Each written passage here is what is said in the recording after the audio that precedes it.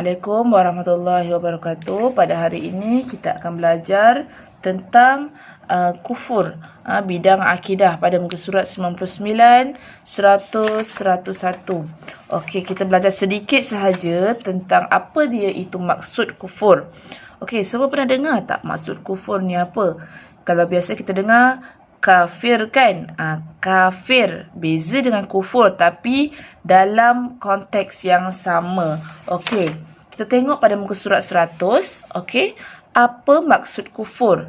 Okey, kalau tengok kat sini dia kata kufur bermaksud tidak percaya atau tidak beriman kepada Allah dan Nabi Muhammad.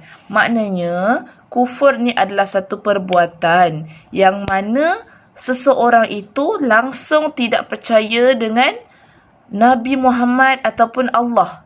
Maknanya dia tidak beriman dengan Allah dan juga Nabi. Apatah lagi yang lain kan? Maknanya dia kufur. Dia tak percaya. Langsung tiada dalam hatinya Nabi Muhammad ataupun Allah. Sebab tu orang yang kita panggil kufur ni ialah kafir. Orang kafir adalah orang yang tidak percaya.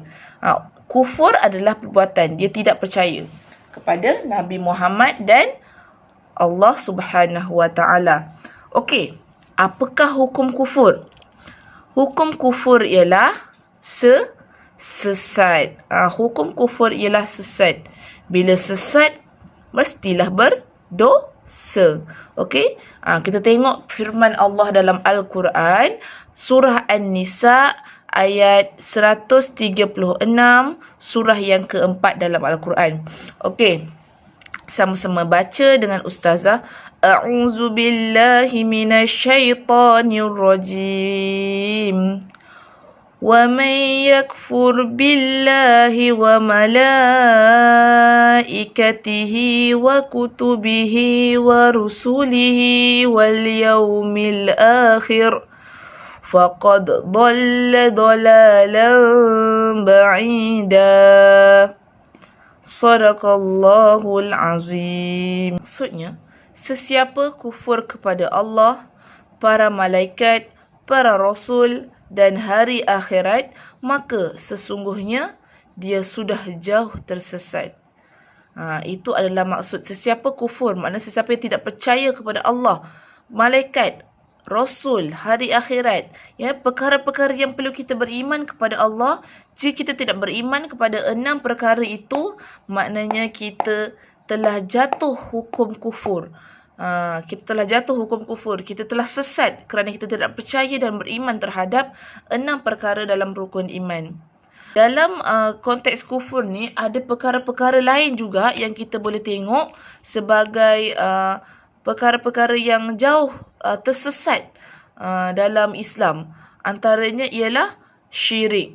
Syirik tu ialah menyekutukan Allah. Tengok dalam kotak kuning ni, syirik ialah menyekutukan Allah. Maknanya dia menduakan Allah. Ada Tuhan lain yang dia percaya. Lepas tu fasik. Fasik ialah orang yang ingkar perintah Allah.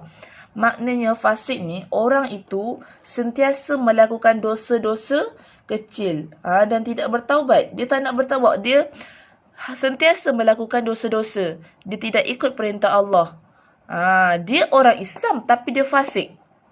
Dia orang Islam tapi dia melanggar perintah Allah. Macam tu. Zindik. Zindik maksudnya orangnya imannya terpesong atau sesat. Maknanya dia mengikut ajaran-ajaran yang tidak sepatutnya diikut. Dia sepatutnya ikut ajaran Nabi Muhammad yang telah Allah turunkan kepada Nabi Muhammad. Tapi dia ikut ajaran cara lain dan dia telah salah, terpesong dan sesat. Dan murtad adalah perkara yang perlu kita berhati-hati dan jauh sekali daripadanya, iaitu terkeluar dari Islam. Janganlah sesekali kita sebut kita nak keluar daripada Islam. Okey? Murtad ni terkeluar daripada Islam. Kita nak ke kita ni keluar daripada agama kita yang kita ada daripada kita kecil lagi? Jadi kita kena sentiasa perbaharui syahadah kita, asyhadu an la ilaha illallah wa asyhadu anna Muhammadar Rasulullah. Seterusnya kita nak tengok ada dua jenis kufur. Dua jenis kufur yang kita nak tahu iaitu kufur i'tiqad dan kufur amalan. Kadang kita nampak orang tu macam tak kufur lah dia, tapi sebenarnya dia kufur. Kita tak nampak. Okey, tengok ni. Kufur i'tiqad.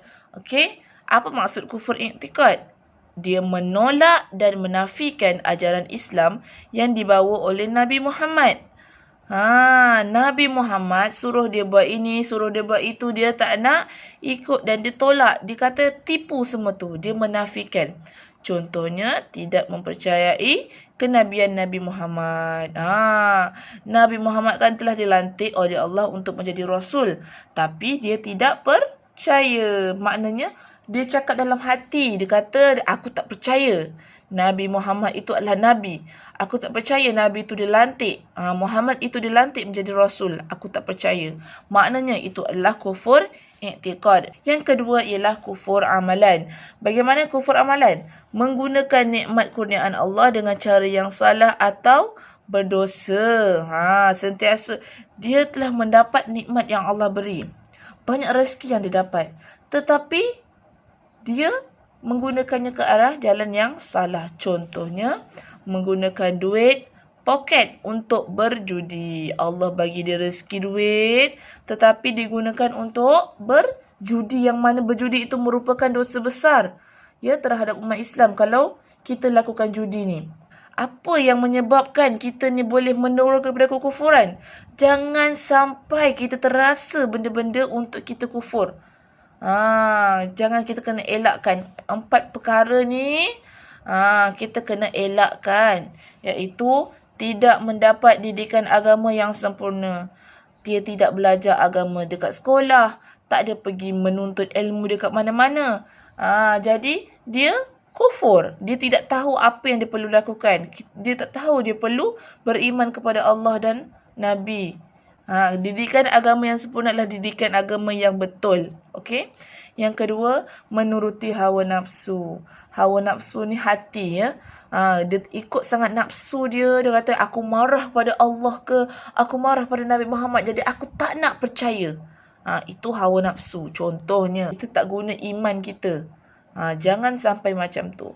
Yang ketiga, lemah pegangan agama dalam kehidupan.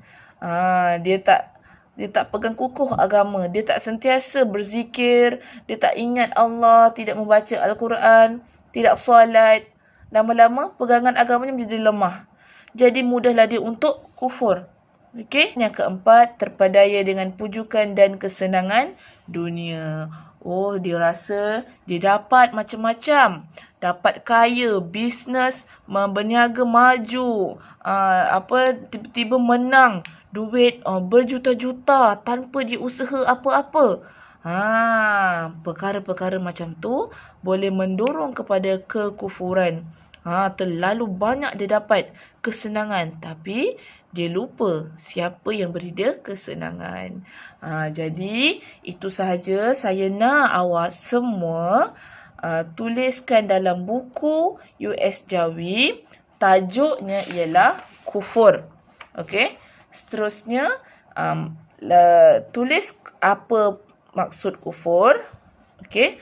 Apakah hukum kufur beserta dalil nakli. Lepas tu, tuliskan nota kecil di sini juga. Dan tuliskan 2 kufur amalan dan kufur i'tiqad ni serta faktor yang mendorong kepada kekufuran. Okey, 2 muka surat ini awak boleh salin. Dan seterusnya nanti kita akan belajar tentang kesan dia. Yang ini baru kita akan buat sedikit soalan. Jangan lupa ambil gambar perkara-perkara yang awak telah salin dalam buku ni, dalam buku US Jawi. Itu saja. Assalamualaikum warahmatullahi wabarakatuh.